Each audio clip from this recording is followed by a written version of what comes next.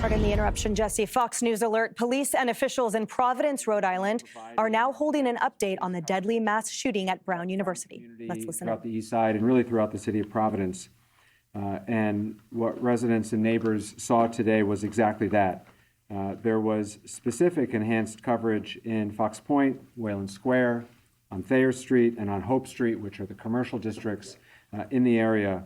And I want to express the city's profound gratitude to the following departments who provided mutual assistance and additional coverage today.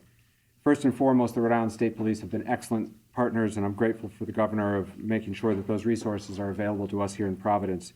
But we were also assisted today by friends from neighboring communities here in Rhode Island, which is a terrific way in which our colleagues from throughout Rhode Island have been assisting.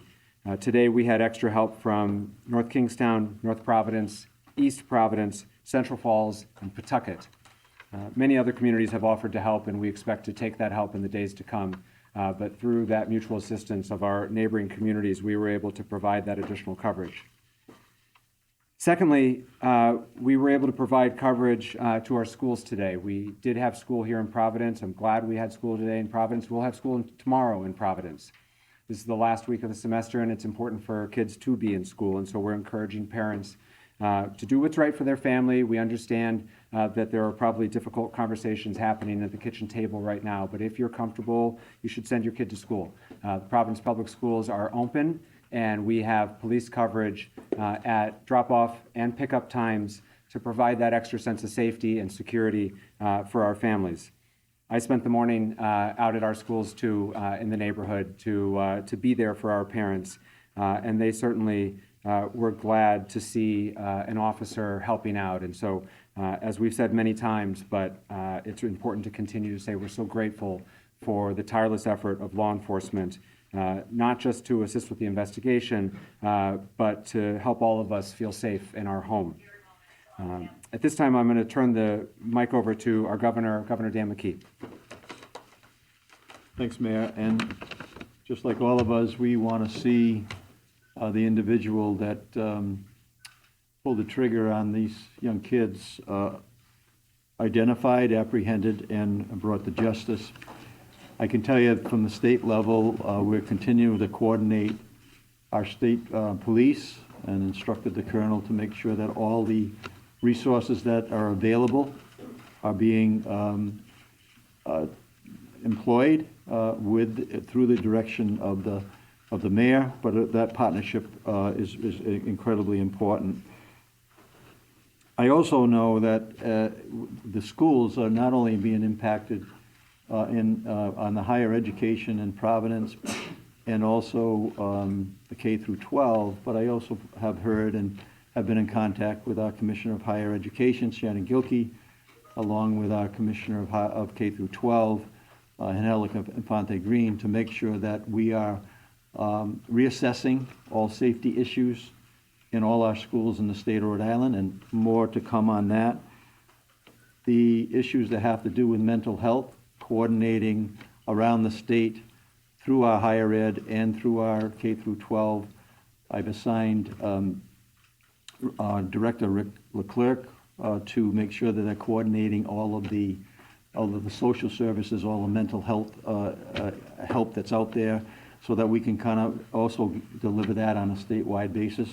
I was at Family Services Rhode Island today on Hope Street, and just seeing what they're doing, and it's being duplicated all around the state of Rhode Island. So I think it's important that we do everything we can out of the governor's office to support what's happening at Brown, the community of Brown, Providence, but also knowing that this is impacting on a statewide basis. So we're deploying that efforts to make the effort to let people know that we want to do everything we can so they can be safe and feel safe. And then finally, we want to make sure that all Rhode Islanders know that everything that is physically possible is being done, and partnering in with our federal, the FBI, our state law enforcement, and also the local law enforcement to bring an individual and identify and bring that person to justice. We also have been involved in communicating with the League of Cities and Towns today, through Randy Rossi. They've sent out a message to deploy their vehicles, their police vehicles, at the beginning of school day, at the end of the school day, all around the state of Rhode Island to, again, show that we're serious about having people and the families feel safe, and that everything that's being done to make sure that that happens on a statewide basis, because this has become a statewide issue that is being impacted families and people throughout the state of Rhode Island. Mayor? Now we'll hear from Colonel Oscar Perez. Thank you, Mayor, and thank you all for being here again. Here we are once again to provide you some of the highlights and the progress that the Providence Police Department, along with several agencies, have gone together and stepped up to come up to this. I want to remind you that this is a very active investigation, very complex investigation, and it's the dedicated work of the men and women of the Providence Police Department, the Detective Division, the Community Response Team, the Special Response Team. It's all hands on deck. And on top of it all, you have the state police who's assisting us and every other federal partner that has been in this building for several hours. And I want to commend and applaud them for the work that they have done. And that includes the FBI, HSI, ATF, the IRS, the marshals, and several other agencies, analysts that are here. So it's pretty active because we want to make sure, as the governor stated, as the mayor stated, to make sure that we identify this individual and bring him to justice.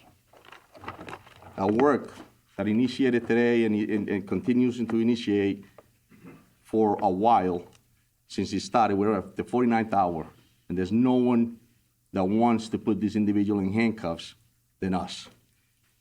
So this has brought us to a new lead, which I momentarily will be able to provide you with.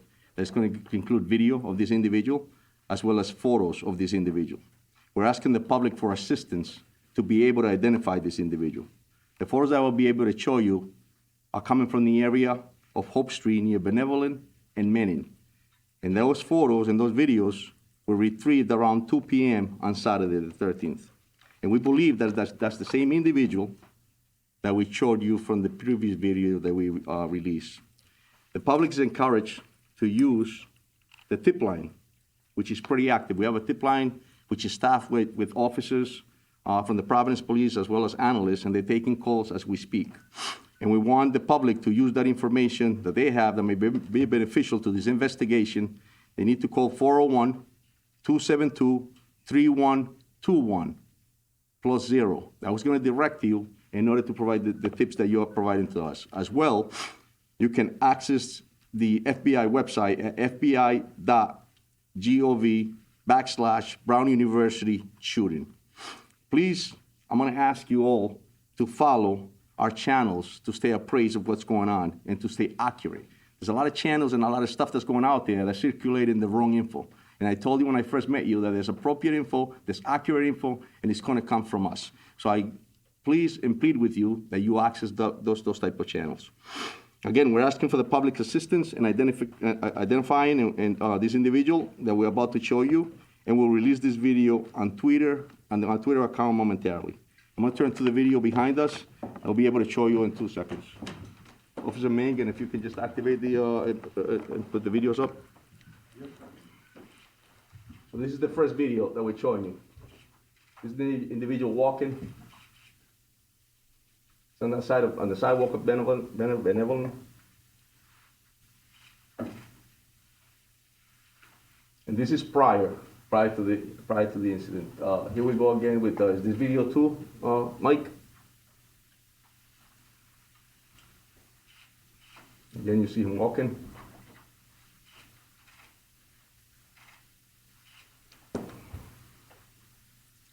Move on to the third video.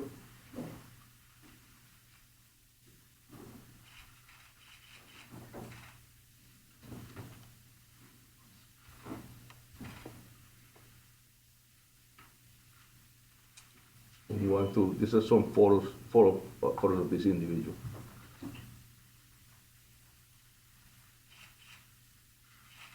And they will all be time-stamped.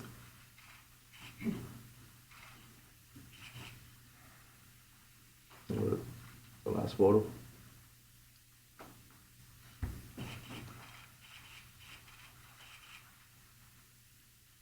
Thank you. So we'll be providing this as well, and I ask you all to please make sure you all put them up, and then anybody in the public that has any info about this individual, we ask that you call our tip line, and we'll also have the numbers in the website listed.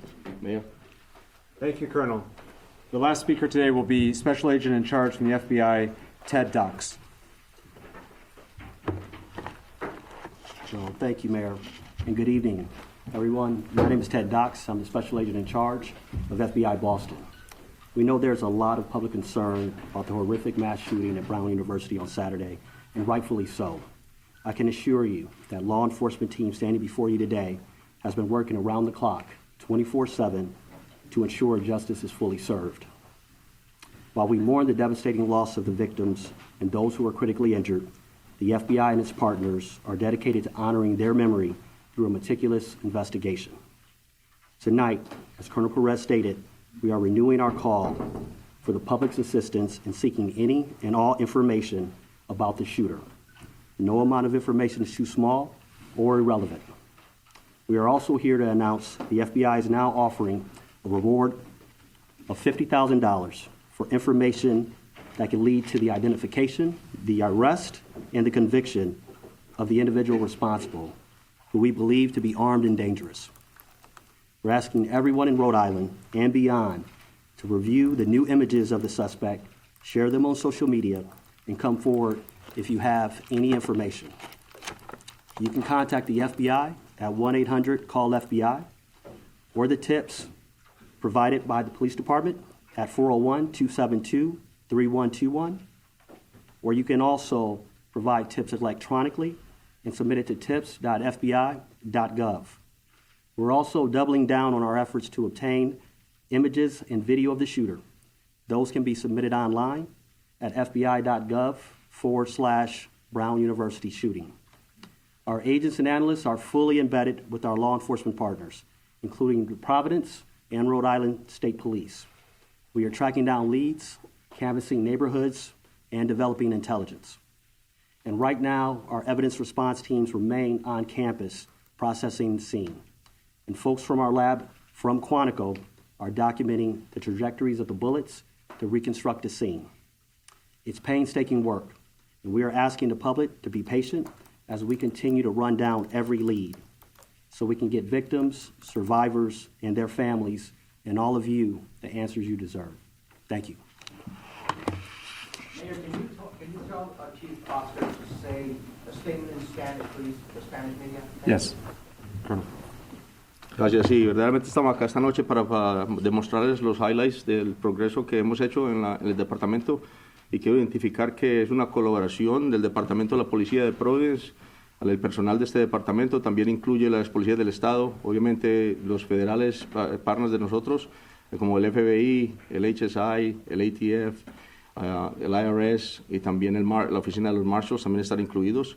Acabamos de mostrar 3 videos los cuales depictan lo que es esta persona que estamos buscando, y le pedimos al público que verdaderamente, si ven estas imágenes y lo conocen a la persona, que llamen a los números que le acabamos de dar, y te los puedo dar cuando terminemos acá, para que ellos nos den esa información y así nosotros seguir, tener la posibilidad de identificar a esta persona y traerlo a la justicia.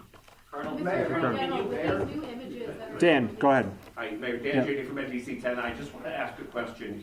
These videos and images were actually very good that you just showed.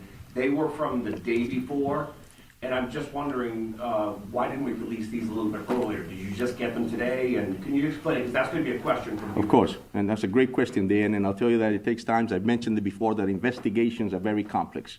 And when you're doing canvassing areas or when you're developing evidence, sometimes you get directed to another direction, and then that's what makes you go back to certain areas and continue to investigate. Here we are at the 49th hour, but I got to commend the dedication and professionalism of all of us that I mentioned earlier, because it's that passion to bring someone to justice that led us to get this info that we got today to be able to provide to you. What is Colonel, leading the investigations? 1 second. With these images and videos, are you all going to distribute them to the media? Can you distribute them? 100. And then, you are. Sorry, yes.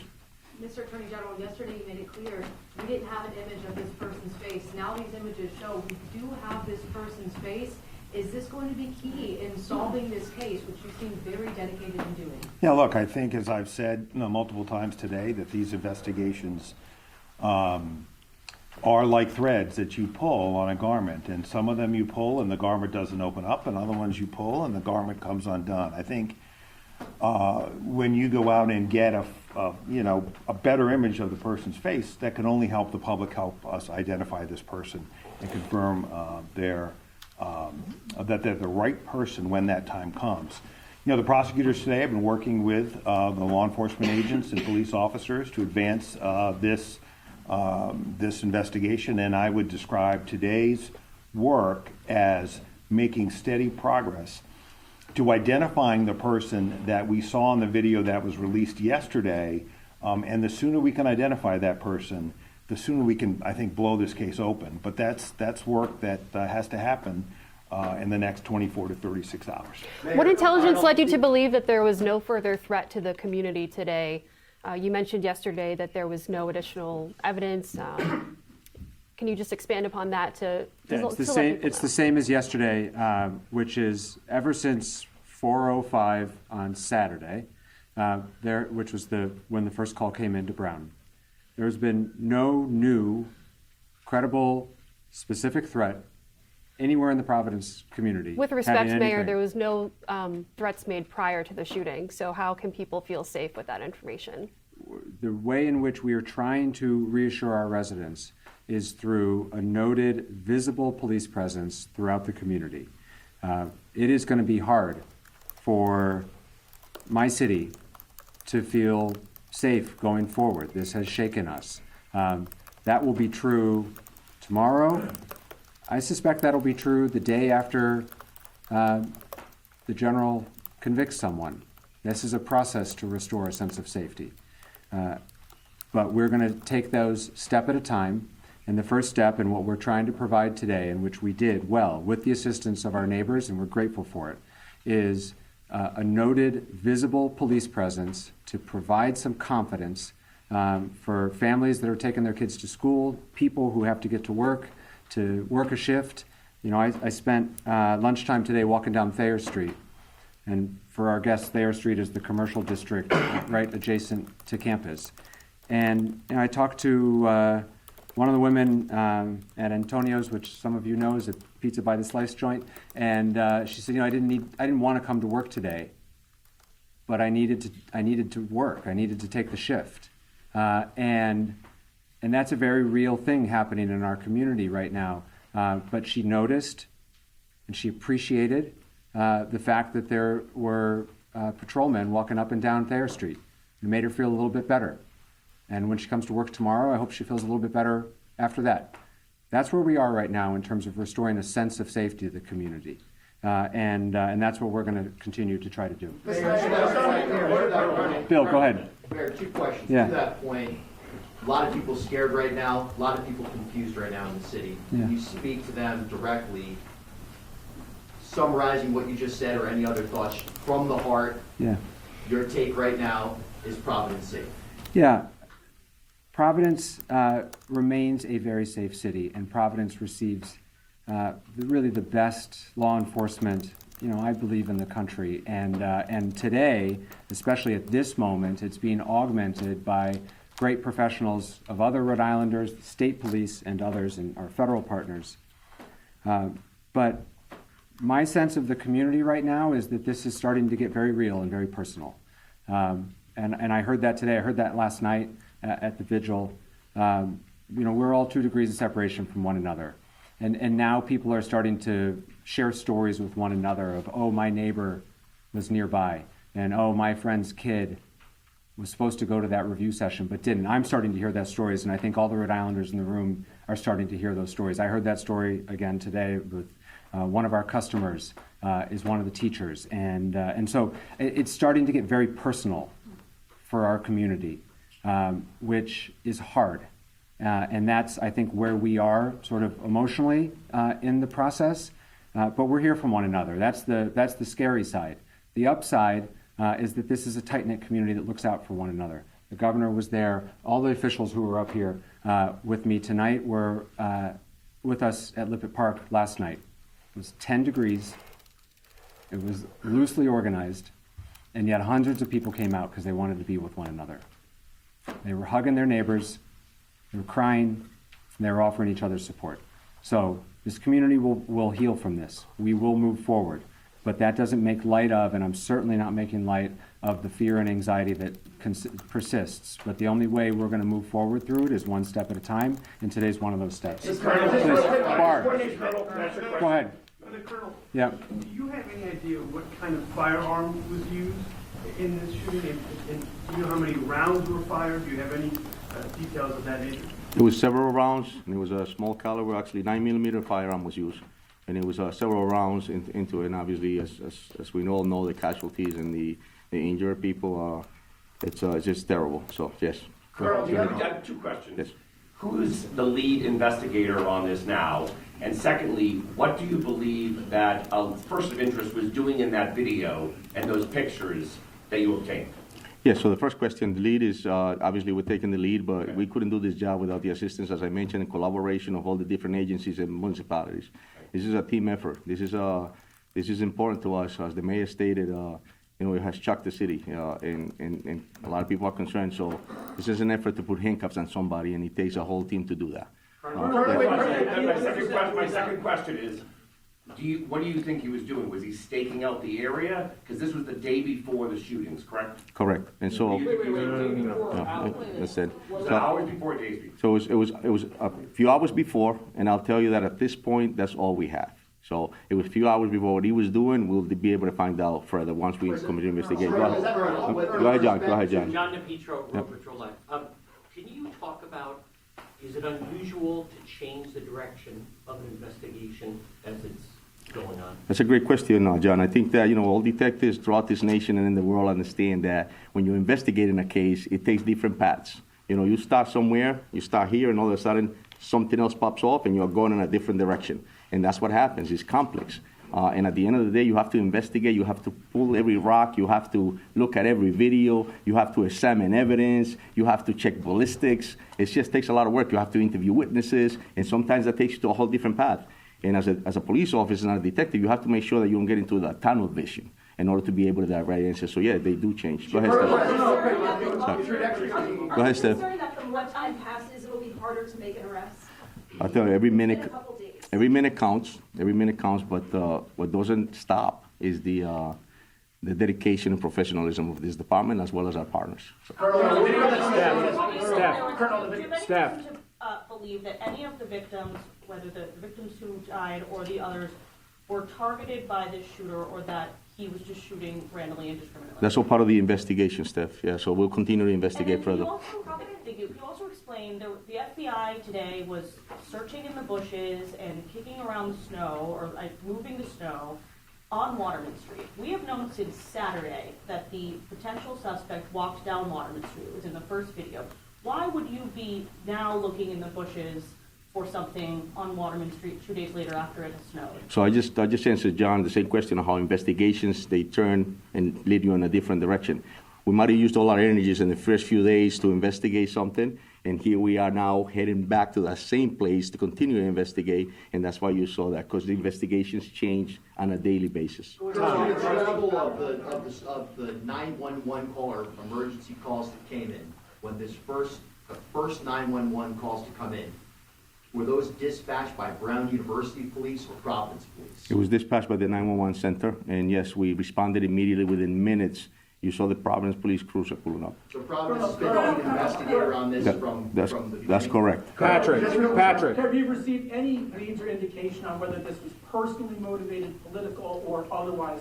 Are there any threats to Brown that they had turned over that would give us an indication of why this might have happened? It's a great question, and that's something that we're all asking ourselves, and we'll continue to investigate to be able to get that answer. Colonel, in front here. Do you have reason to believe that this person is no longer in the community? Because can you continue to try to reassure the public that they are safe, but you also just said that this person you believe is armed and dangerous, so how can both be true?